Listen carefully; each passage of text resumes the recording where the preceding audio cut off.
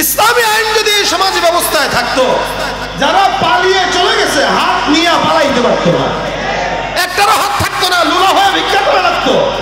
আবার ইসলামী আইন যদি থাকতো, বর্তমান সময়ে যদি কেউ চুরি করার দুঃসাহস করতো, সাথে সাথে হাত কাটা হয়ে যেত। আর হাত কাটার ভয়ের কারণে কেউ চুরি করার নাম মুখেও আনতে পারতো না। আমাদের দেশে আফসোস, 2 টাকার পকেট মারকে চুরি করার দায়ে ধরা খাওয়ার সাথে সাথেই তাকে পিটায়া ঘুষায় না খাটা দেওয়া হয়। কিন্তু সমাজে বড় বড় কোটিপতিরা চুরি করে, তাদেরকে দেখলে 14 বার সালাম দেওয়া হয়। কথা বলেন ঠিক কিনা? যাদের হাতে যায় ক্ষমতা, দেশ যেন বাপের ভিটা, রাখতে চেয়ার শুরু করে বিদেশিদের পাচাটা। বিদেশিদের কথা মতো চালায় ওরা নিজের দেশ, বিদেশিদের কথা মতো চালায় ওরা নিজের দেশ। দেখতে দেখতে গোল্লায় গেল আমার সোনার বাংলাদেশ। কথা ঠিক কিনা? মুসলমানের দেশটা মোদের আছে খাতা কলমে, দোষের দোষী যে বাজারে শাস্তি পায় যে আলেমে। মুসলমানের দেশটা মোদের আছে খাতা কলমে, দোষের দোষী যে বাজারে শাস্তি পায় যে আলেমে। ওরা ইসলাম বেচেই ক্ষমতাটা পাকাপোক্ত করে বেশ। দেখতে দেখতে গোল্লায় গেল আমার সোনার বাংলাদেশ।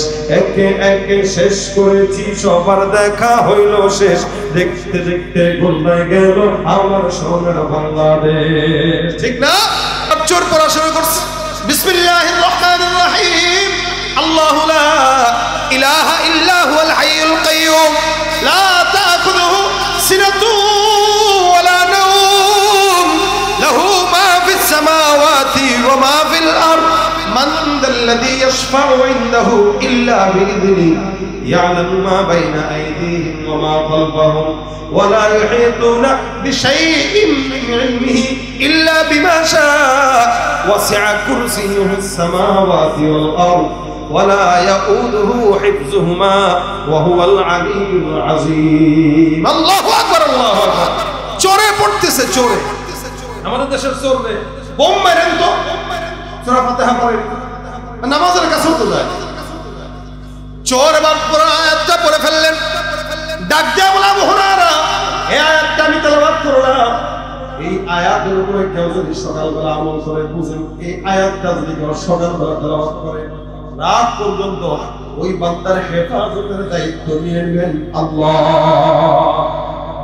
আবার রাত্রেবেলা যদি কেউ তেলাওয়াত করে, সকল প্রকার শয়তানের ওয়াসওয়াসা থেকে, সকল প্রকার বালা মুসিবত থেকে হেফাজত করবেন কে?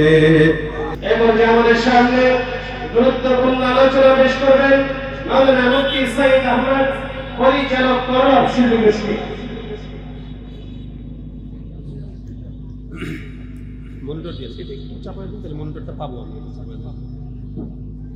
আসসালামু আলাইকুম ওয়া রাহমাতুল্লাহি ওয়া বারাকাতুহু। ইন্নাল হামদুলিল্লাহ ওয়াস সালাতু ওয়াস সালামু আলা রাসূলিল্লাহ। أما بعد فأعوذ بالله من الشيطان الرجيم. بسم الله الرحمن الرحيم. الله لا إله إلا هو الحي القيوم. صدق الله مولانا العظيم. وقال النبي صلى الله عليه وسلم: من قرأ آية الكرسي في دبر كل صلاة مكتوبة لم يمنعه من دخول الجنة إلا أن يموت، أو كما قال عليه الصلاة والسلام.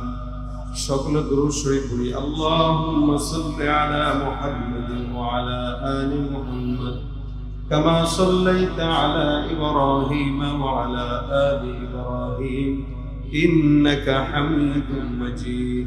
اللهم بارك على محمد وعلى آل محمد كما باركت على إبراهيم وعلى آل إبراهيم إنك حميد مجيد. زبان كل ذكر لا إله إلا الله، لا إله إلا الله، লা ইলাহা ইল্লাল্লাহ লা ইলাহা ইল্লাল্লাহ লা ইলাহা ইল্লাল্লাহ লা ইলাহা ইল্লাল্লাহ লা ইলাহা ইল্লাল্লাহ লা ইলাহা ইল্লাল্লাহ লা ইলাহা লা ইলাহা ইল্লাল্লাহ লা ইলাহা ইল্লাল্লাহ লা ইলাহা ইল্লাল্লাহ লা ইলাহা ইল্লাল্লাহ লা ইলাহা ইল্লাল্লাহ লা ইলাহা ইল্লাল্লাহ লা ইলাহা ইল্লাল্লাহ মুহাম্মাদুর রাসূলুল্লাহ সাল্লাল্লাহু আলাইহি ওয়াসাল্লাম। আলহামদুলিল্লাহ, আল্লাহ পাক রব্বুল আলামিনের দরবারে অসংখ্য শুকরিয়া যে রব্বে কারীম আজকের এই ডেমরার ইমাম উলামা আইম্মা পরিষদের উদ্যোগে আয়োজিত এই ইসলামী সম্মেলনে মাগরিবের নামাজের পর আমাদেরকে আসার বসার তৌফিক দান করেছেন। জবান খুলে সকলে বলি আলহামদুলিল্লাহ। আল্লাহ পাকের অশেষ রহমত, আল্লাহ পাক বৃষ্টির ভিতরেও আমাদেরকে আজকের এই দিনী মজমায় শামিল হবার তৌফিক দিয়েছেন এবং এতগুলো মানুষ আপনারা এখানে এসেছেন। কমিটির ভাইরা অনেক চমৎকার পরিচ্ছন্ন একটি আয়োজন উপহার দিয়েছে। আল্লাহর রহমত, এত বৃষ্টির পরেও ভিতরে আপনারা মোটামুটি আরামেই বসে আছেন। আমরা দোয়া করি আল্লাহ পাক যেন বৃষ্টি কমিয়ে দেয়, আজকের মাহফিলকে যেন আল্লাহ পাক সফল করে। ভাইয়ের আমার, আমি একদমই মুখতাসার সময় অল্প কিছু সময়ের জন্য বসছি। আমার সেই ফরিদপুর মকসেদপুরে মাহফিল আছে, আর ওখানে যেতে হবে। গতকালও ওদিকেই প্রোগ্রাম ছিল, শুধুমাত্র আজকের এই প্রোগ্রামে হাজিরা দেওয়ার জন্য আমি ঢাকায় এসেছি। তো এই অল্প সময় গুরুত্বপূর্ণ দুই চারটা কথা আল্লাহ পাক যেন জবান দিয়ে বের করেন এবং যা বলবো শুনবো আমলের নিয়তে বলার শোনার তৌফিক দান করেন। আমরা মুসলমান, এই জায়গা থেকে আমাদের সকলের মনের একটা তামান্না আছে যে আল্লাহ আমাদেরকে যেন জান্নাত দান করে। এই তামান্না আমার যেরকম আছে আপনাদেরও আছে, সবারই আছে। প্রত্যেকটা মুমিন চায় আল্লাহ পাক তাকে জান্নাত দেয়, প্রত্যেকটা মুমিন চায়। তবে হ্যাঁ, রাসূল করিম সাল্লাল্লাহু আলাইহি ওয়াসাল্লাম হাদিসে অসংখ্য জান্নাতের রাস্তার কথা বলেছেন। জান্নাতে হাজারো পথ আছে, জান্নাতে যাওয়ার হাজারো আমল আছে। এক একটা আমলের ব্যাপারে এক এক সময় রাসূল এক এক ফজিলত বর্ণনা করে করে জান্নাতের লোভ দেখাইছেন। কারণ দেখাবেন না কেন? আল্লাহ তো জান্নাতটা আমাদের জন্যই বানিয়েছে, কথা ঠিক না? জান্নাত কাদের জন্য? আমাদের জন্য। ইনসান আল্লাহ পাক বানিয়েছেন, মানুষকে শ্রেষ্ঠ বানিয়েছেন। মানুষ তার কর্মদেশে জান্নাত হারায়, কর্মদোষে জান্নাত হারায়, কিন্তু এই জান্নাতটা ইনসানের জন্যই, মুত্তাকিদের জন্য, ঈমানদারদের জন্য, মুসলমানের জন্য। ফিতনার জামানায়, ফাসাদের জামানায় সব ফিতনা থেকে হেফাজত করে আল্লাহ যে আমাদেরকে জান্নাতের বাগানে বসাইছেন, যে আল্লাহ আমাদেরকে 3 রাকাত মাগরিবের নামাজ পড়ার তৌফিক দিয়েছেন, ওই আল্লাহই আমাদেরকে জান্নাত দিবেন। যেহেতু ফিতনার ভিতরে আল্লাহ পাক বসার তৌফিক দিয়েছেন, তো জান্নাত দিবেন না কেন? অবশ্যই দিবেন। তবে জান্নাতের যে পথ আছে ওই পথে তো হাঁটা লাগবে। কি বলেন আপনারা? আল্লাহ পাক আমাদেরকে জান্নাতের রাস্তা বোঝার তৌফিক দান করে। অসংখ্য রাস্তার ভিতরে এটা অন্যতম। নবী করিম সাল্লাল্লাহু আলাইহি ওয়াসাল্লাম হাদিস বর্ণনা করেছেন, আমার তেলাওয়াতকৃত আয়াত, যে মুসলমান ইমানদারের পথে চলো, ইমানের পথে চলো, হাজারো পথ আছে জান্নাতে। যেখানে মন চায় ওই জায়গা দিয়ে যাওয়া, যেই দরজা দিয়ে মন চায় ওই দরজা দিয়ে ঢুকবা। তবে হ্যাঁ, পথটা সহি হইতে হবে। এখন সহি পথ বাদ দিয়া বাঁকা পথে হাঁটবেন, আল্লাহ ওয়ালাদের পথ বাদ দিয়া খাজা আর মাজারে দৌড়াবেন, জান্নাত তো নয়, জাহান্নাম যুদ্ধ, জান্নাত যুদ্ধ। ওলামা একরাম আছেন, বাংলাদেশে অসংখ্য পীর বুজুর্গানে দ্বীনের আছে, যারা আপনাদেরকে আমাদেরকে হেদায়েতের সঠিক রাস্তা দেখানোর জন্য প্রতিনিয়ত মেহনত করে যাচ্ছেন। এর ভিতরে আপনারা আজকের মজমার পোস্টারে নাম দেখেছেন, আমাদের নায়েবে আমিরুল মুজাহিদিন আসবে। কি বলেন, ঠিক না? আজকে না কালকে? আজকে আসবে ইনশাআল্লাহ। তাহলে এই যে আধ্যাত্মিক রাহবার, বাংলাদেশের অসংখ্য ওলামা একরামের, অসংখ্য মানুষের আধ্যাত্মিক রাহবার, যারা যখন খানকাতে বসা থাকে তখন পীরের ভূমিকা পালন করে, আর যখন ময়দানে চলে যায় তখন মুজাহিদ পীরের ভূমিকা পালন করে। তাদের হাতে হাত রেখে বাংলার জনগণ যদি এই আজকে থেকে নিয়ত করে, এখন থেকে নিয়ত করে যে তাদের হাতে হাত থেকে আমরা চলব, ইনশাআল্লাহ তারা খানকায় যেরকম মুরিদের ভূমিকা পালন করবে, তো ময়দানেও তেরকম বীরদের মুজাহিদ হিসেবে ভূমিকা পালন করবে।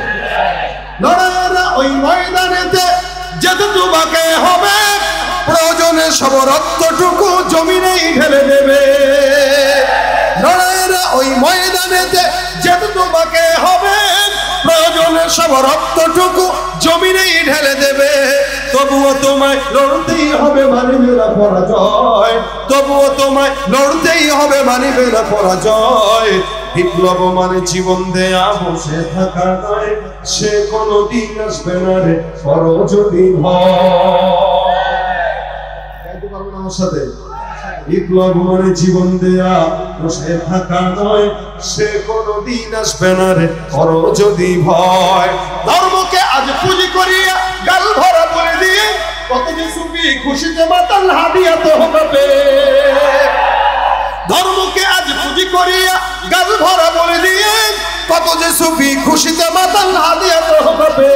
ভণ্ডামির ওই শিকড় তুলে সত্যের আলো জয়, ভণ্ডামির ওই শিকড় তুলে সত্যের আলো জয়। বিপ্লব মানে জীবন দেয়া, বসে থাকা নয়, সে কোনদিন আসবে না রে করো যদি ভয়। বিপ্লব মানে জীবন দেয়া, বসে থাকা নয়, সে কোনদিন আসবে না রে করো যদি ভয়। ভয় করবো কাকে? আল্লাহর ভয় বান্দাকে জান্নাতে ঢুকায়। কোথায় ঢুকায়? আল্লাহর ভয় বান্দাকে জান্নাতে ঢুকায়। আলহামদুলিল্লাহ, আমরা এমন ওলামা একরামদের পিছনে আছি যাদের দিলে আল্লাহর ভয় আছে। কথা বলেন না কেন? যাদের দিলে কার ভয় আছে? যারা অতীতেও কাউকে ভয় পায় নাই, এখনো কাউকে ভয় পায় না, ভবিষ্যতেও কাউকে ভয় পাবে না, এবং বাতিলের সামনে আপোষ করবে না। কথা কি ক্লিয়ার? কথা ঠিক কিনা বলেন?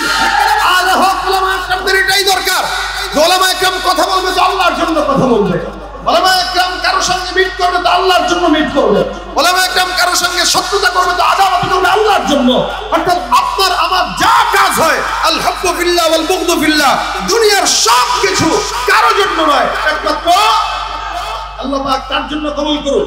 যদি তার জন্য নিজেকে সঁপে দেয়, আল্লাহর জান্নাত আমাদের জন্য উপস্থিত হয়ে দরজা খুলে ডাকবে। জান্নাত দরজা খুলে ডাকবে। তো জান্নাতের হাজারো পথের মধ্যে এটা অন্যতম পথ। নবী করিম সাল্লাল্লাহু আলাইহি ওয়াসাল্লাম বার্তা দিয়েছেন। আমি ছোট্ট একটি আয়াতে কারিমার অংশ বিশেষ তেলাওয়াত করেছি। যারা পারেন, জানেন, তারা জানতে পারবেন, বলতে পারবেন যে আমি যে আয়াতে কারিমাটা তেলাওয়াত করেছি এটা কি? আয়াতুল কুরসি। কি? আয়াতুল কুরসি। এটা পারে না এরকম লোক খুব কম, আবার পারে না এরকম লোকের সংখ্যা অনেক বেশি। কেন বললাম? যারা নামাজ কালাম পড়ে ইসলামের সঙ্গে সম্পর্ক আছে, এরা তো পারারই কথা। আর যাদের ইসলামের সঙ্গে ন্যূনতম সম্পর্ক নাই, এদের তো পারার কথাই না। যদি না পারে তাহলে কপাল পোড়া, জান্নাতের পদবন্ধু। আল্লাহ পাক রব্বুল আলামিন এই আয়াতকে দামি বানিয়েছেন। এইজন্য রাসূল সাল্লাল্লাহু আলাইহি ওয়াসাল্লাম বলেন, জান্নাতে যাওয়ার হাজারো পথের মধ্যে অন্যতম পথ হলো এটা। মান ক্বারা আয়াতুল কুরসি ফি দুবুরি কুল্লি সালাতিন মাকতুবা লাম ইয়ামনাহু মিন দুখুলিল জান্নাতি ইল্লা আইয়ামুত। দেখেন, এই যে কোনাপাড়া আসার রাস্তা অনেকগুলো আছে। কেউ যদি ঢাকা থেকে আসে, বনশ্রী দিয়ে, রামপুরা দিয়ে ঘুরেও আসতে পারবে। কেউ চাইলে যাত্রাবাড়ি ফ্লাইওভার দিয়ে এই কাজটা দিয়েও আসতে পারবে। কেউ চাইলে শনি আকরা দিয়ে ঘুরেও আসতে পারবে। কেউ চাইলে চিটাগাং রোড দিয়ে, বেমরা দিয়ে ঘুরে আসতে পারবে। অর্থাৎ এই কোনাপাড়া আসতে গেলে রাস্তা একটা না, একাধিক। এখন এপাশের লোক যারা, তারা যদি এদিক দিয়ে আসে একটু আসতে পারবে আগে, আর যদি দুইটা ব্রিজ দিয়ে আসে একটু দেরি হবে। কি ঠিক না? তাহলে রাস্তা সহজ যদি হয়, ঢুকতেও সহজ, ঘোরানো হইলে ঢুকতেও কঠিন। নবী বলেন, কেউ যদি 5 ওয়াক্ত নামাজের পর, 5 ওয়াক্ত নামাজের পর আয়াতুল কুরসি তেলাওয়াত করে, 5 ওয়াক্ত নামাজের পর ফজর, যোহর, আসর, মাগরিব, এশার পরে আয়াতুল কুরসি পুরাটা তেলাওয়াত করে, ওই ব্যক্তি জীবন এবং মৃত্যু এই দুইটার মাঝখানে, জীবন এবং জান্নাত এই দুইটার মাঝখানে তাকে কেউ বাধা দিতে পারবে না, একমাত্র মরণ ছাড়া। অর্থাৎ দুনিয়াতে আছে ছিঁড়ে যাবে তো আল্লাহ পাক সোজা তাকে জান্নাতে ঢুকায় দিবেন।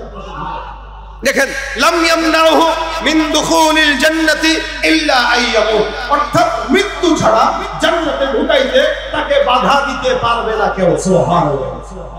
দেখেন, এটা অনেক বড় ফজিলতপূর্ণ একটি আয়াত কারীমা। শুধু তাই না, কেউ যদি আয়াতুল কুরসি পড়ে আল্লাহ পাক দুনিয়ার যাবতীয় বিপদ আপদ বালা মুসিবত সব দূর করে দিবেন। সুবহানাল্লাহ। শুধু তাই না, কেউ আয়াতুল কুরসি সকালবেলা পড়বে, রাত পর্যন্ত আল্লাহ ওই বান্দার নিজের জিম্মাদারি নিয়ে নেবেন। সকালে কেউ পড়বে, রাত পর্যন্ত জিম্মাদারি কার হাতে? আল্লাহর হাতে। রাতে পড়বে, সকাল পর্যন্ত জিম্মাদারি কার হাতে? আল্লাহর হাতে। জোরে বলেন সুবহানাল্লাহ। এইজন্য নবী করিম সাল্লাল্লাহু আলাইহি ওয়াসাল্লাম আয়াতুল কুরসির গুরুত্ব বর্ণনা করেছেন। পড়ো, 5 ওয়াক্ত নামাজের পরে আল্লাহ পাক জান্নাতের রাস্তা সহজ করে দিবে। ভাইরা আমার, শুধু তাই না, আপনার সন্তান যদি অসুস্থ হয়, জিন্নাতের আসর পড়ছে বা অন্য কোনো মুসিবতে আছেন, ঘরের সম্পদ রাখছেন, এগুলোর হেফাজতের জন্য যদি চান আয়াতুল কুরসি পড়েন। হেফাজত করবেন কে? আল্লাহ। হযরত আবু হুরায়রা থেকে বর্ণিত হাদিস আছে, ওনার ঘটনা একটা। নবী করিম সাল্লাল্লাহু আলাইহি ওয়াসাল্লাম একবার ওনার কাছে, আওয়াজ কি বোঝা যাচ্ছে? রাসূল সাল্লাল্লাহু আলাইহি ওয়াসাল্লাম একবার আবু হুরায়রার কাছে কিছু গনিমতের মাল, যাকাতের মাল আমানত হিসেবে রাখতে দিয়েছেন। আবু হুরায়রাকে বলে সবচেয়ে হাদিস বর্ণনা অধিক যিনি করেছেন তিনি আবু হুরায়রা, যিনি হাদিসের জন্য, ইলমের জন্য, দ্বীনের জন্য মসজিদের নববীর গেটে পড়ে থাকতেন, ক্ষুধার যন্ত্রণায় কাতরাইতেন। মানুষ মনে করতে মনে হয় মির্গি ব্যারাম ধরেছে, কিন্তু না না, ক্ষুধার যন্ত্রণায় কাতরাইতেন। এত পরিমাণে ইলম পিপাসু ছিলেন এই আবু হুরায়রা রাদিয়াল্লাহু তাআলা। ওনার কাছে আমানত দিয়েছেন যাকাতের মাল। আবু হুরায়রা বলে, আমি যাকাতের মাল পাহারা দিতেছি, হুট করে ঘরের ভিতরে একটা চোর ঢুকলো যাকাতের মাল থেকে চুরি করার জন্য। আবু হুরায়রা বলে, চোরটা যখন ঘরের মধ্যে ঢুকলো আমি তাকে ধরলাম। দেখবেন সাধারণত চোরদের একটা স্বভাব, এরা যখন চুরি করে, যদি চুরি ধরা খেয়ে যায় তখন ওয়াদা করে আর জিন্দেগিতে চুরি করবে না। এটা চোরদের কমন একটা স্বভাব হয়ে থাকে। ও ধরা খাওয়ার পরে বলে আর জিন্দেগিতে চুরি করবে না, এটাই শেষ, এটাই প্রভাব। আবু হুরায়রা রাদিয়াল্লাহু তাআলা চোরকে যখন ধরলেন, চোর একই কথা বলল যে হুজুর আর জিন্দেগিতে আমি চুরি করব না। আজকে চুরি করার পিছনে কারণ আমার ঘরের ভিতরে সন্তান অসুস্থ, না খাইতে অভাবের কারণে আমার বিবি অসুস্থ, আমার মা অসুস্থ, সন্তান অসুস্থ। এমন অভাবের জন্য যার কারণে আমার চুরি করা আদত না, কিন্তু এরপরও আমি চলে আসছি কিছু মাল আপনার থেকে গ্রহণ করার জন্য। দয়া করে আমাকে আপনি ছেড়ে দেন, আর জিন্দেগিতে চুরি করব না। আবু হুরায়রা রাদিয়াল্লাহু তাআলা চোরকে মায়া লাগলো, আল্লাহর কসম যেহেতু খাইলো, ছেড়ে দিলেন। সকালবেলা মসজিদে নববীতে যখন আবু হুরায়রা যায়, মসজিদে নববী দিকে যাওয়ার পর আল্লাহর নবী সাল্লাল্লাহু আলাইহি ওয়াসাল্লাম বর্ণনা করেন, হে আবু হুরায়রা, গতকাল রাতে তোমার কাছে ঘরের ভিতরে যে চোর আসছিল চুরি করার জন্য, এই চোরটা কোথায়? ছেড়ে দিয়েছো নাকি ঘরের মধ্যে আটকায় রাখছো? আচ্ছা বলেন তো, গত রাতে যে চুরি করার জন্য চোর গিয়েছিল, এটা কি আল্লাহর রাসূল দেখার কথা নেই? নবীর জায়গায় আবু হুরায়রার জায়গায় কেউ দেখে নাই। এরপরও আল্লাহ নবী কেমনে জানলেন? বলে আল্লাহ পাক রব্বুল আলামিন পয়গম্বরকে জানিয়ে দিয়েছে। আল্লাহ নবী সাল্লাল্লাহু আলাইহি ওয়াসাল্লাম ডাক দিয়ে বলে, আবু হুরায়রা, চোরটা কোথায়? আবু হুরায়রা বলে, ইয়া রাসূলুল্লাহ, গতকাল রাতে আমার ঘরে চোর আসছিল, আমি তাকে ছেড়ে দিয়েছি। তার জন্য মায়া লাগলো, কারণ তার ঘরের ভিতরে সন্তান না খাওয়া, বিবি না খাওয়া, কেউ না খায় নাই। নবী মায়া লাগছে, মায়ার জায়গা থেকে তাকে বিদায় করে দিয়েছি। নবী ডাক দিয়ে বলে, আবু হুরায়রা, যদিও তার জন্য তোমার মায়া লাগছে, কিন্তু আমি রাসূল বললাম আজকে রাতে চোর আবার তোমার ঘরে চুরি করতে আসবে। আবু হুরায়রা রাদিয়াল্লাহু তাআলা আনহু বলেন, ইয়া রাসূলুল্লাহ, আজকে রাতে যদি চুরি করার জন্য আসে আর কোনো ছাড়াছাড়ি নাই, আমি নিজে আপনার কাছে ধরে নিয়ে আসবো। আবু হুরায়রা ঘরে চলে যায়, রাত্রিবেলা পাহারা দিতেছে, চোরকে চুরি করবে, আসলেই ধরবে। সময় অতিবাহিত হয়, যখন নাকি রাতটা যাবে ভাব, আবার তাকায় দেখে চোর মশাই আবু হুরায়রার ঘরের মধ্যে চুরি করার জন্য ঢুকে গেল। চোর যখন ঘরের ভিতরে ঢুকলো, আল্লাহর নবীর সাহাবী আবু হুরায়রা ধরে ফেললেন। ধরার পরে ডাক দিয়ে বলতেছেন, কিরে,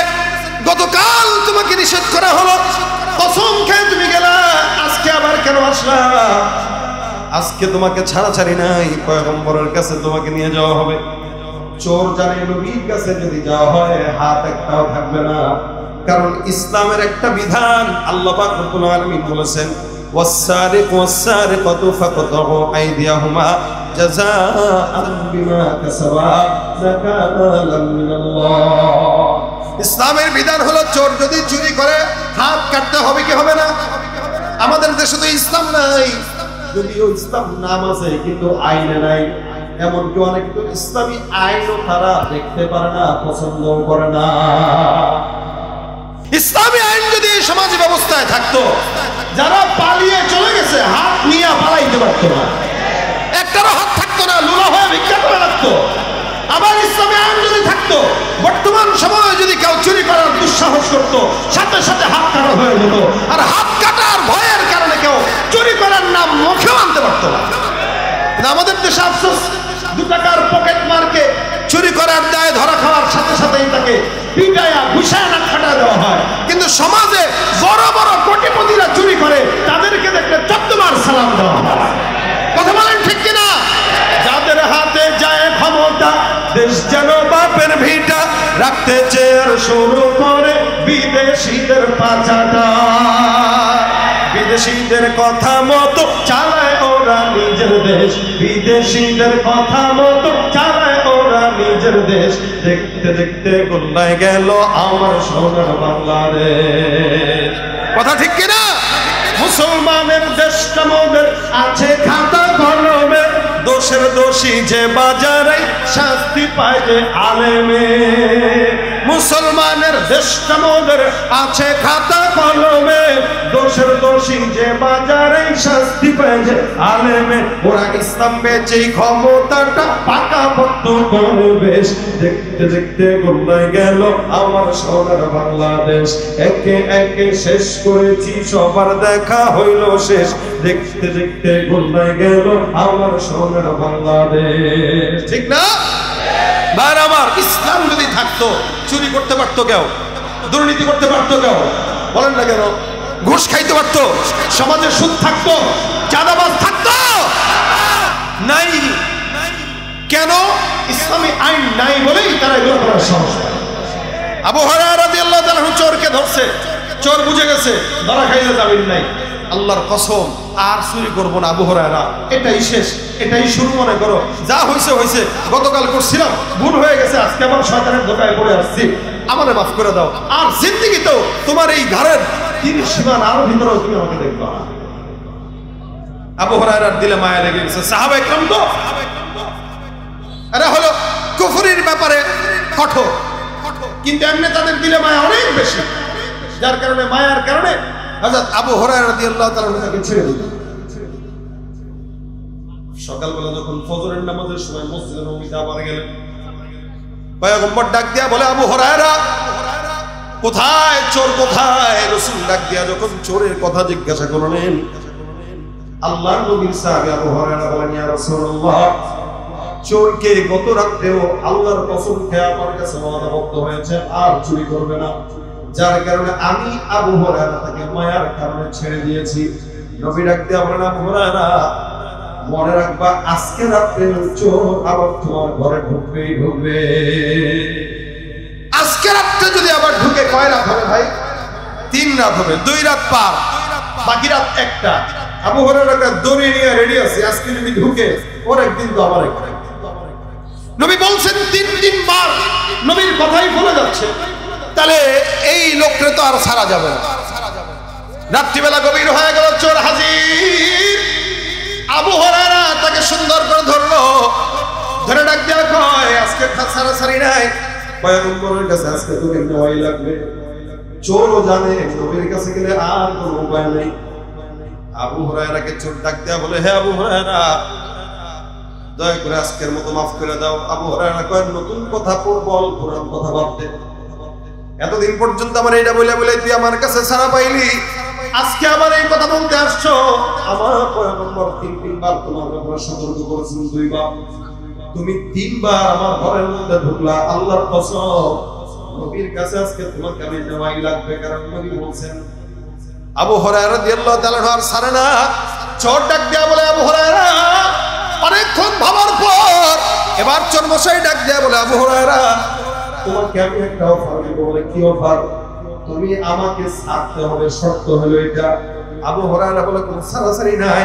চোর ডাক দিয়া কয়, আমি যদি তোমাকে এমন একটা জিনিস শেখাই যেই জিনিসটা তোমার জন্য অনেক উপকারী, বলো তুমি আমাকে ছাড়বা কিনা? আবু হুরায়রা বলে তুমি কি শিখাইবা?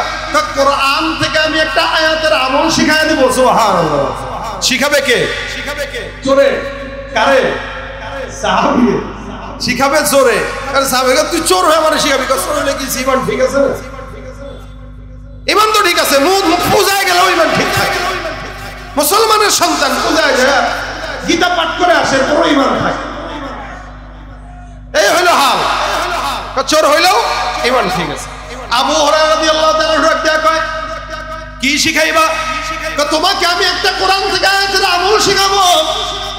আল্লাহর নবীর সাহাবীর লোভ লেগে গেল, কারণ ইলমের ব্যাপারে তার এমন লোভ ছিল যে লোভ তাকে পাগল বানায় দিয়েছে। কয় কি? যদিও চোর কিন্তু ইলম দরকার, যদিও চোর কিন্তু ইলম দরকার। এ চোর বল, তাড়াতাড়ি বল, কি শিখাইবি বল। যদি তোর পছন্দ হয় তাহলে তোর আমি এখান থেকে নাজাত দিয়ে দিব, মুক্তি দিয়ে দিব, নবীর কাছে নিব। আল্লাহ নবীর সাহাবী আবু হুরায়রা ডাক দিয়া যখন বললেন, এবার ভয়ঙ্কর সাহাবী আবু হুরায়রার কথায় চোর আশ্বাস পাইল। ডাক দিয়া বলতেছে, আবু হুরায়রা শোনো, তাহলে আমি তোমাকে কি শিখাবো। এটা বলে আবার চোর পড়া শুরু করছে। বিসমিল্লাহির রহমানির রহিম।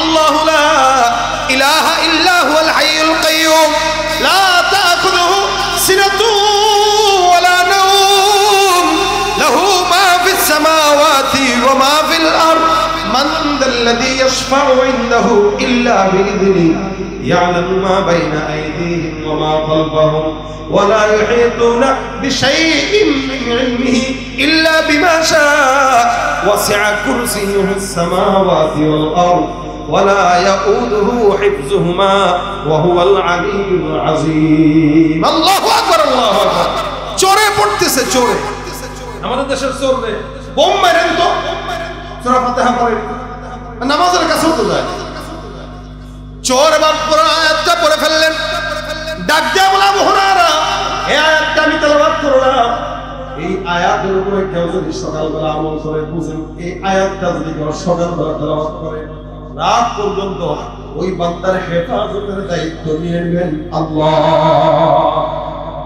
আবার রাত্রেবেলা যদি কেউ তেলাওয়াত করে সকল প্রকার শয়তানের ওয়াসওয়াসা থেকে সকল প্রকার বালা মুসিবত থেকে হেফাজত করবেন কে? চোরটা শিখাইতেছে কাকে? বলে আবু হুরায়রাকে। আবু হুরায়রা কয়, এরে চোর, যদিও তুই চুরি করলি কিন্তু আমার কাছে তোর এই তথ্যের আমলটা অনেক পছন্দ হইল, যার কারণে আমি তোকে নবীর কাছে নিব না। যা যা, তোকে আমি ছেড়ে দিলাম। চোরকে ছেড়ে দিছে কিসের বদৌলতে?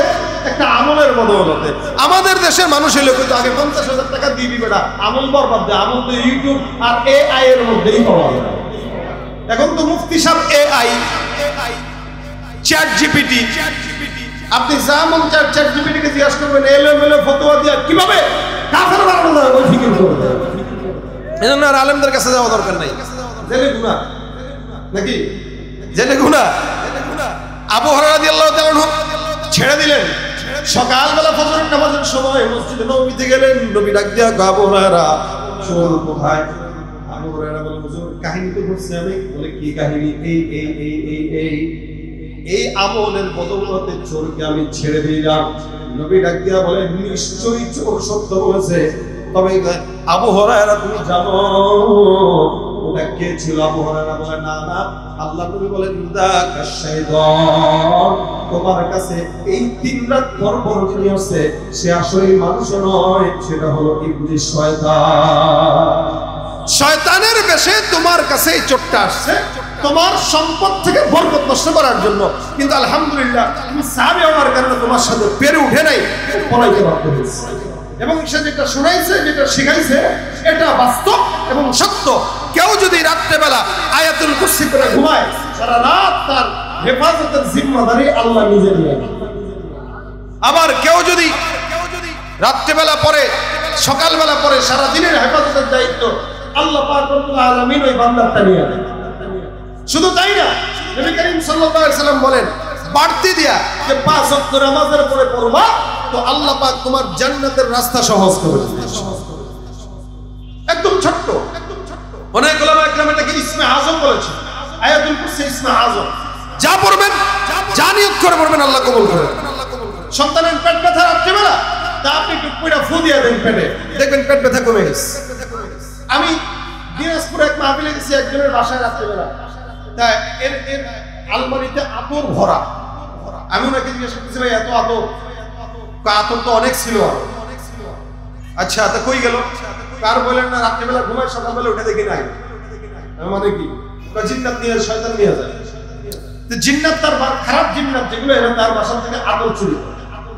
এটা বাস্তবতা।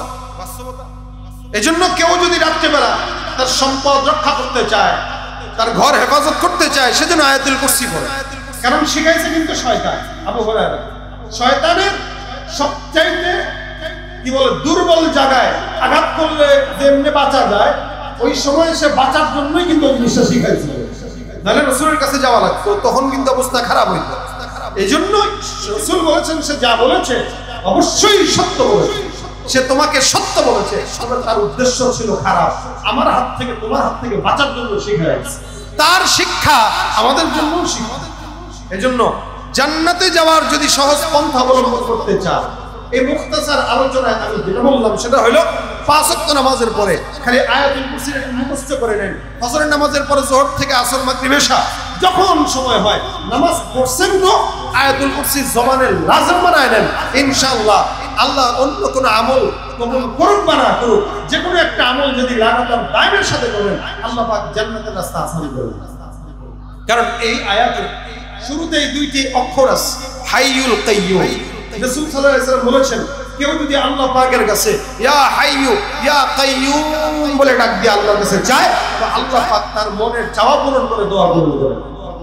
রাসূল সাল্লাল্লাহু আলাইহি ওয়াসাল্লাম বদরের যুদ্ধে এই হাইয়ু ইয়া কাইয়ুম নাম দিকে দিকে দিয়ে আল্লাহর কাছে ডেকে ডেকে দোয়া চাইছেন, তো আল্লাহ আসমান থেকে ফেরেশতা পাঠায় দোয়া কবুল করেন। এই হাইয়ুল কাইয়ুম নামটাই আয়াতুল কুরসিতে আছে। এজন্য আমরা আয়াতুল কুরসিটা আমাদের 5 ওয়াক্ত নামাজের পরে তেলাওয়াত করার চেষ্টা করব ইনশাআল্লাহ। আমিও পড়বো, আপনারাও পড়বেন। এই ছোট্ট সময়ে একটা ছোট্ট ইস্যু নিয়ে কথা বললাম, ছোট্ট বিষয় নিয়ে কথা বললাম। আল্লাহ পাক রব্বুল আলামিন আমাদের প্রত্যেকের জবানে আয়াতুল কুরসির আমল করার তৌফিক দান করুন। জোরে বলেন আমিন। দেখ আল্লাহ শেষ পর্যন্ত আজকের মজমাকে কামিয়াবি দান করুক। যা শুনবো, যা বলবো, যারা আসবে প্রত্যেকের কথায় বরকত দেখ এবং আমাদেরকে এখান থেকে কিছু নিয়ে যাওয়ার তৌফিক দান করুন। আজকের এই ওলামা ইকরাম পরিষদের যে প্রোগ্রামটা প্রত্যেকটা ওলামা ইকরাম এখানে আছেন, আল্লাহ প্রত্যেকটা ওলামা ইকরামকে হক্কানি রব্বানি দিনদার হিসেবে দ্বীনের খিদমত করার তৌফিক দান করুন। ওয়া তৌফিকি ইল্লা বিল্লাহ। সুবহানাল্লাহি ওয়া বিহামদিকা আশহাদু আল্লা ইলাহা ইল্লা আনতা আস্তাগফিরুকা ওয়া আতুবু ইলাইক। আসসালামু আলাইকুম ওয়া রাহমাতুল্লাহি ওয়া বারাকাতুহু। Presents by Kuakata media center. হক্কানি আলেমদের নিত্য নতুন ভিডিও পেতে আমাদের চ্যানেলটি সাবস্ক্রাইব করুন। কুয়াকাটা মিডিয়া সেন্টার, ইসলামিক বিনোদনের বিশ্বস্ত সঙ্গী।